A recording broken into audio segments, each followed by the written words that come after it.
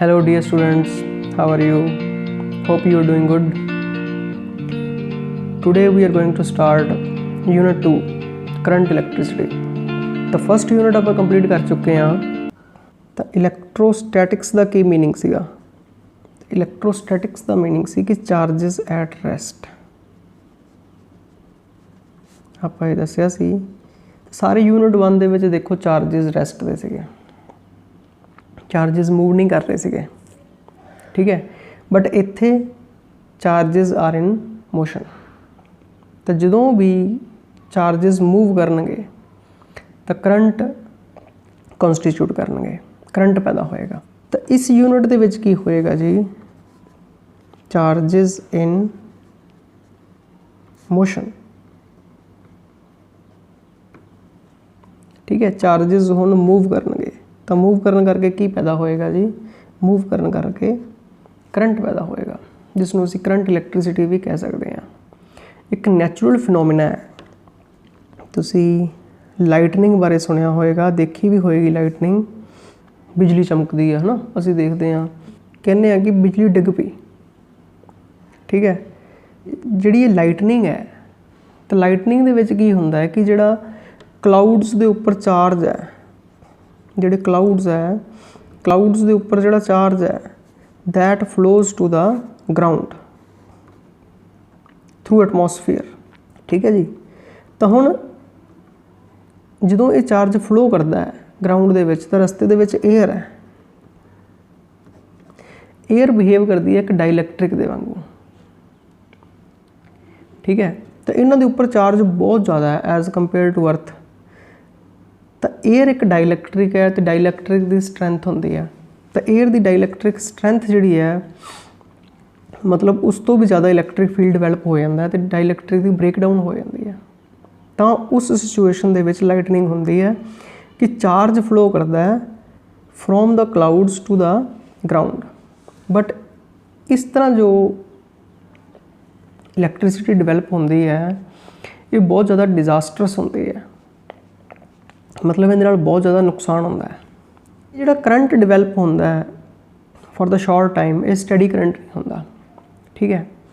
तो इत्थे असीं ये समझ रहे हैं जी कि जो चार्जेस मूव करते हैं तो करंट कॉन्स्टिट्यूट होंदा है, तो चार्जेस दे फ्लो करन करके करंट पैदा होंदा है जी। तो करंट काहदे करके पैदा होएगा जी? पहलां असीं इहदे करंट की गल करते हैं।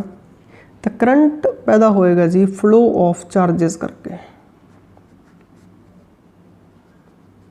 तो चार्जेस फ्लो करते हैं, देखो असीं कंडक्टर की गल करते हैं। सपोज करो ये कंडक्टर है, तो कंडक्टर दे विच आपां पहलां भी गल कर चुके हैं कि जो पॉजिटिव आयन्स है, ठीक है, वो तो मूव नहीं करते।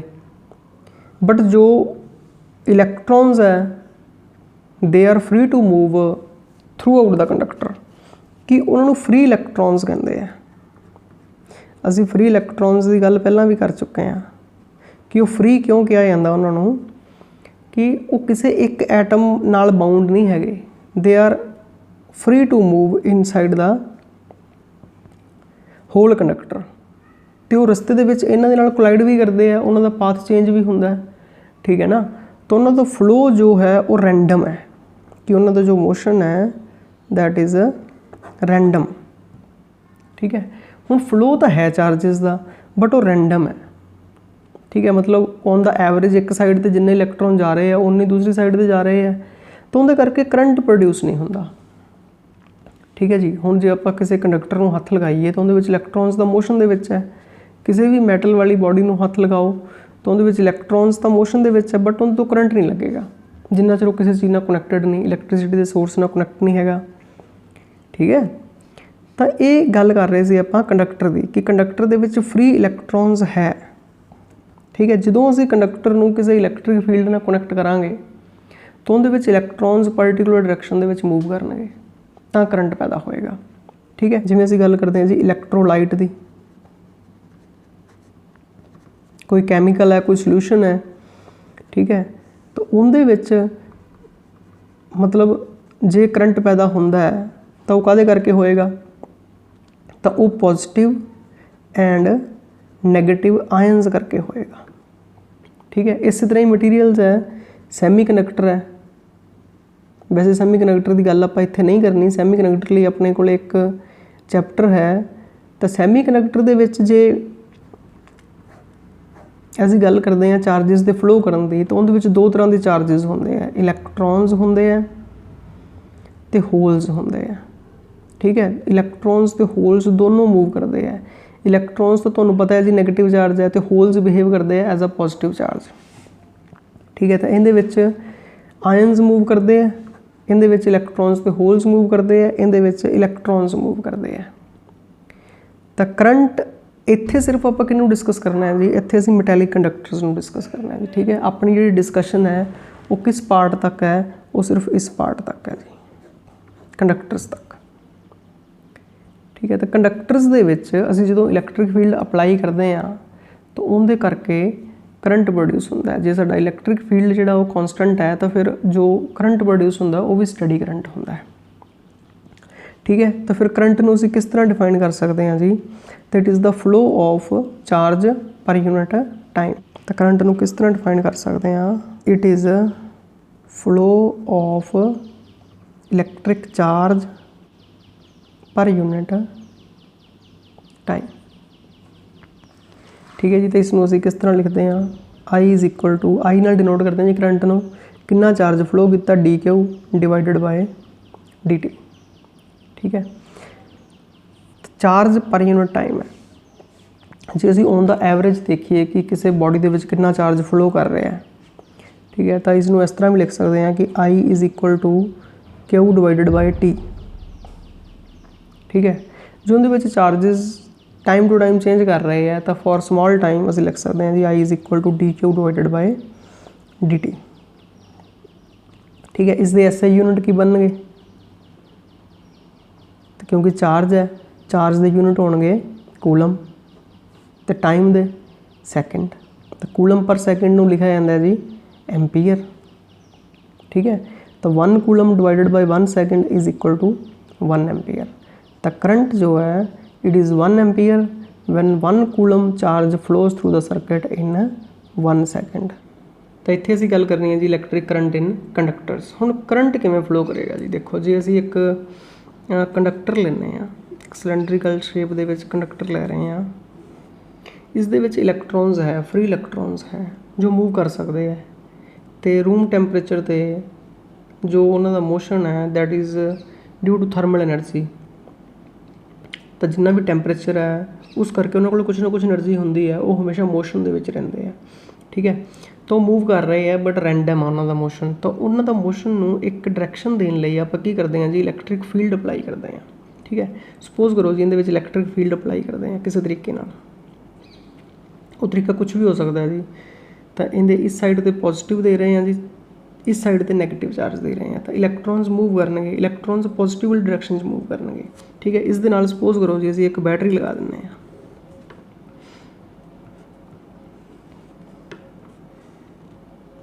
ठीक है, जो बैटरी है इसनूं क्या जांदा सोर्स,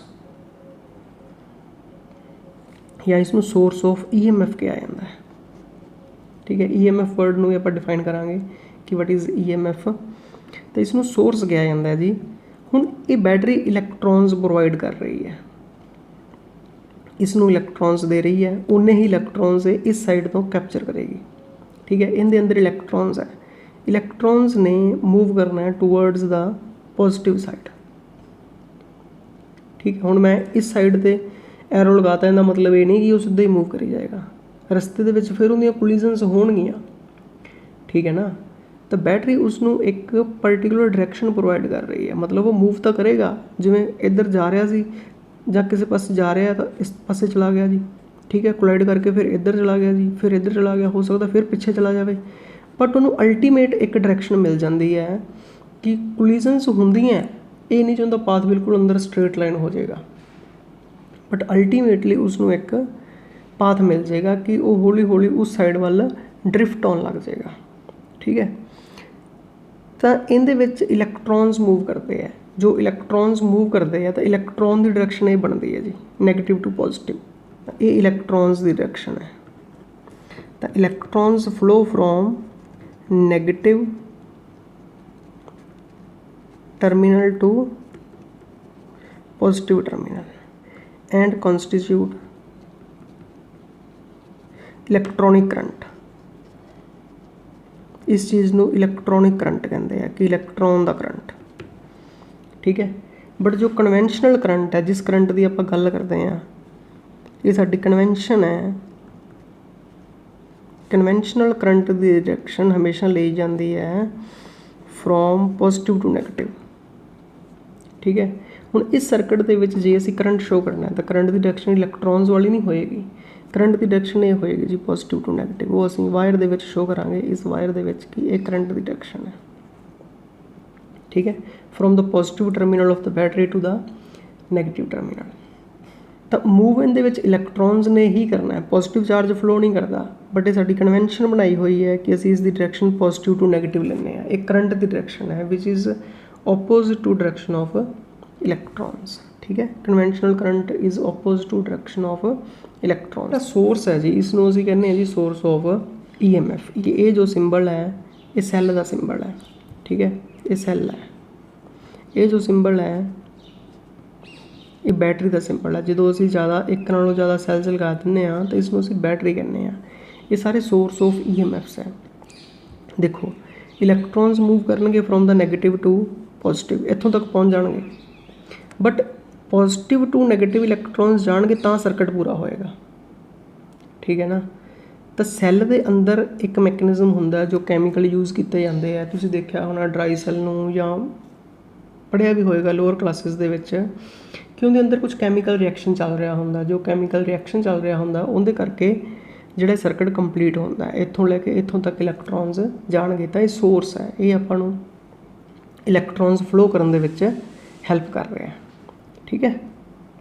जे सर्किट दे विच रैगूलर करंट फ्लो करवाना है कि इस दे विच फ्लो करता रहे तो इसनूं कंटीन्यूअस सोर्स की जरूरत होंदी है कि सोर्स इस दे नाल लग्या रहे। मोबाइल दे विच देखो बैटरी यूज़ करते हैं तो बैटरी उसनूं करंट प्रोवाइड करती है रेगूलरली। तो ये बैटरी की कर रही है, पोटेंशियल डिफरेंस क्रिएट कर रही है। तो तुसीं ओम्स ला पहला भी किते ना किते पढ़िया होएगा। ओम्स ला की है कि पॉजिटिव ते नैगेटिव टर्मिनल दे विच एक पोटेंशियल डिफरेंस है, ठीक है। उस पोटेंशियल डिफरेंस नूं असीं V नाल लिखते हैं, ठीक है। जो करंट पैदा होया करंट I है। तो अकॉर्डिंग टू ओम्स ला कि current flowing through the circuit is directly proportional to potential difference applied, or we can write V is directly proportional to I। तो इत्थे एक कांस्टेंट लगाते हैं जी, तो V is equal to RI, ठीक है। या तुसीं इसनूं इस फॉर्म च लिखा होएगा V is equal to IR। तुहानूं ये याद होएगा where R is constant, where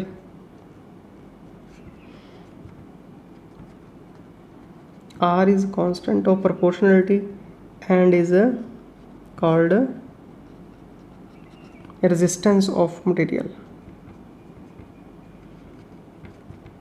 resistance of conductor, ठीक है जी। R नूं resistance क्या जाता है। चलो resistance नूं असीं एक अलग टॉपिक दे विच डिटेल दे विच डिस्कस करांगे कि resistance की चीज़ है।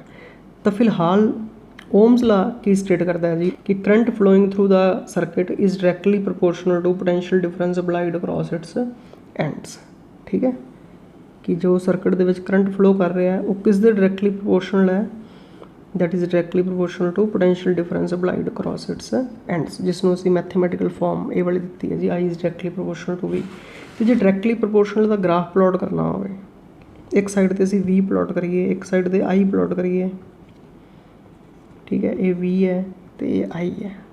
जो असीं V ते I they which graph plot करना हो तो it is a straight line passing through the origin, ठीक है। जिमें जिमें V वधेगा नाल नाल I वधेगा। हुण असीं इत्थों R फाइंड करते हैं जी। तो R किस दे इक्वल होएगा, R is equal to V divided by I। भी जो असीं रजिस्टेंस की गल कर रहे हैं तो R दे की यूनिट बनणगे, V दे यूनिट हुंदे जी वोल्ट, I दे यूनिट होंदे है ampere,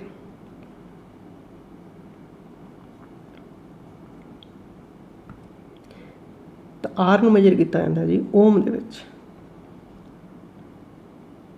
The resistance of conductor is ohm, तो 1 volt divided by 1 ampere is 1 ohm। मतलब मटीरियल ਦੇ ਵਿੱਚੋਂ ਜੇ 1 ਵੋਲਟ ਦਾ पोटेंशियल डिफरेंस आप किसी कंडक्टर के अराउंड लगाने तो उहदे विचों 1 एम्पीयर का करंट फ्लो करता है तो उसका रजिस्टेंस कितना होएगा 1 ओम होएगा जी। ठीक है, तो ओम का सिंबल की है, ओम का सिंबल है जी omega is equal to 1 volt per ampere. हुण असीं टॉपिक कर रहे हैं जी drift velocity which is very important concept. तो असीं कंसिडर कर रहे हैं जी एक कंडक्टर, ठीक है, तो इस दे नाल असीं कोई इलैक्ट्रिक फील्ड अप्लाई नहीं किया।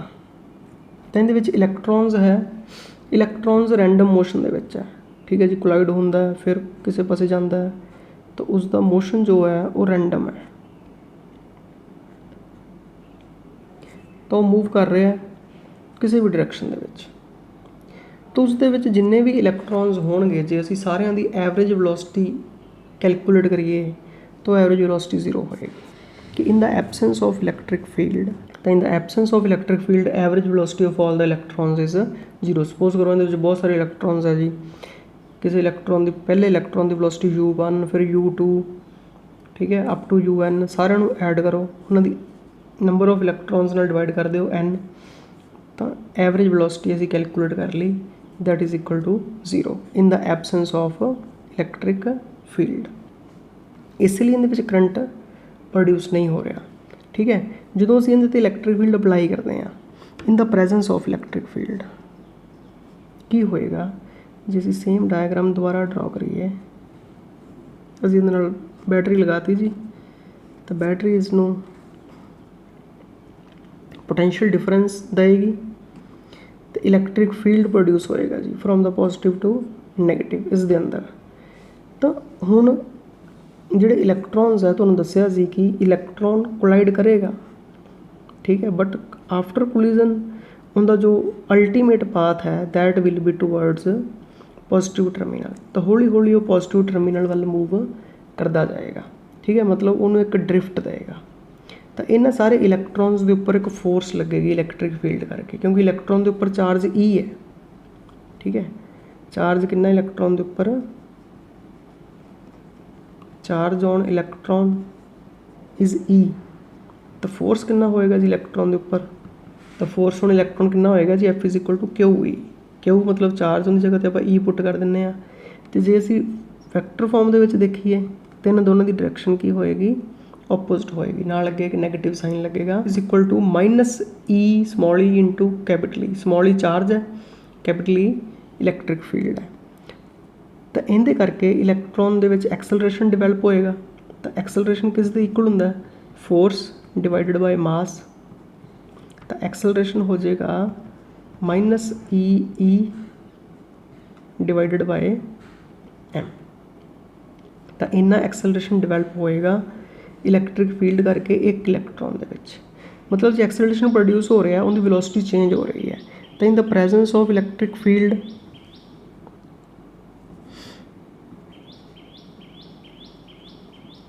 velocities of all electrons becomes V1, मतलब जी U1 से V1 हो जाएगी, V2 अप टू Vn। ठीक है, हुण जो आप एवरेज वेलोसिटी कैलकुलेट करांगे, नाउ एवरेज वेलोसिटी, ठीक है, तो वो एवरेज वेलोसिटी कितनी हो जाएगी, V1 plus V2 plus up to Vn तो डिवाइडेड बाय n। हुणे 0 नहीं होएगी, ठीक है, हुणे कितनी होएगी जी, उसनूं नाम दिता जाता है Vt, जिसनूं ड्रिफ्ट वेलोसिटी कहा जाता है। ठीक है, तो ये ड्रिफ्ट वेलोसिटी है जी। तो फिर ड्रिफ्ट वेलोसिटी की है, किस तरह डिफाइन करांगे ड्रिफ्ट वेलोसिटी नो, तो it is the average velocity of electrons in the presence of electric field. तो it is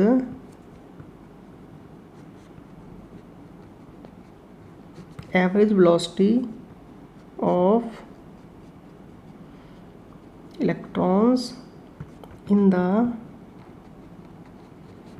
presence of electric field. ਤੇ V ਤੇ U ਦੇ ਵਿੱਚ ਰਿਲੇਸ਼ਨ ਤੁਹਾਨੂੰ ਪਤਾ ਜੀ, V is equal to U plus AT ਹੁੰਦਾ, ਠੀਕ ਹੈ।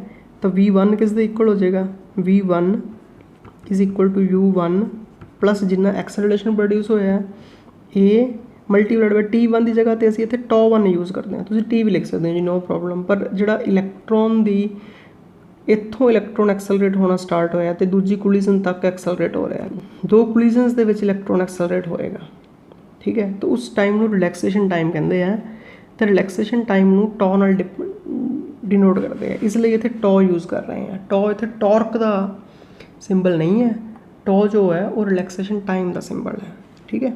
तो similarly we can write V2 is equal to U2 plus A τ2 and Vn किस दे इक्वल हो जाएगा, UN प्लस एक्सेलरेशन सारे सेम है देखो, ठीक है।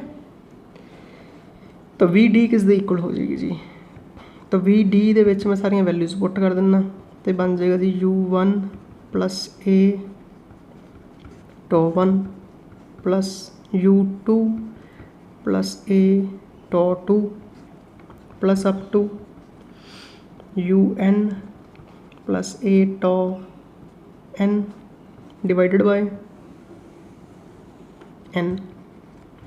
तो इहदे विचों देखो जी मैं सारियां U वाली टर्म सैपरेट कर लेना, U वाली टर्म सैपरेट करके अलग कट लिया बाहर जी, U1 plus U2 plus up to UN तो n इन्हां दे नीचे मैं सैपरेट कर देना है, देखो अलग डिनोमीनेटर सैपरेट करता। बाकी सारी टर्म्स रह गए जी A τ1 A2 A τ2 A τn, तो इन्हां दे विचों A कॉमन ले लैंदे आ, ठीक है। अंदर है जी τ1 plus τ2 plus up to τn divided by n, ठीक है जी, A कॉमन आ गया। तो आ टर्म तो जीरो हो गई जी, यूजिंग इक्वेशन देखो इसनों असीं नंबर 1 ते दिंदे आ। इस equation U1 plus U2 up to UN divide by n तो जीरो है, ठीक है। इहदे विच असीं पुट कर देंगे, देखो हाँ इत्थे, तो आ टर्म तो होगी जी zero plus τ1 plus τ2 plus τn, मतलब एक कोलिजन तो दूजी कोलिजन दे विच जिहड़ा टाइम है τ1, ठीक है।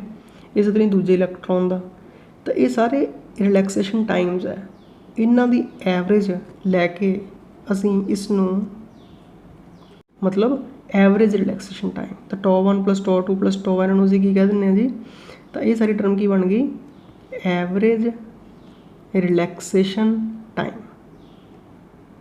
एवरेज रिलैक्सेशन टाइम, ठीक है जी। तो ये VD का फॉर्मूला बन गया कि VD is equal to A τ, तो ये असीं फाइंड किया जी, ए दी वैल्यू असीं ये पुट कर देंगे, ठीक है। तो VD किस दे इक्वल हो जाएगी, तो VD बन जाएगा जी VD is equal to A दी value minus E τ divided by M। तो ये ड्रिफ्ट वेलोसिटी का एक रिलेशन बन गया, ठीक है। तो इसनूं असीं थोड़ा जिहा होर मॉडिफाई करांगे, इसका करंट दे नाल रिलेशन फाइंड करांगे, ठीक है। इसमें थोड़ा जिहा एक्सप्लेन करांगे रिजल्ट नूं, तो सैकेंड लैक्चर दे विच इस chapter they. So all the best.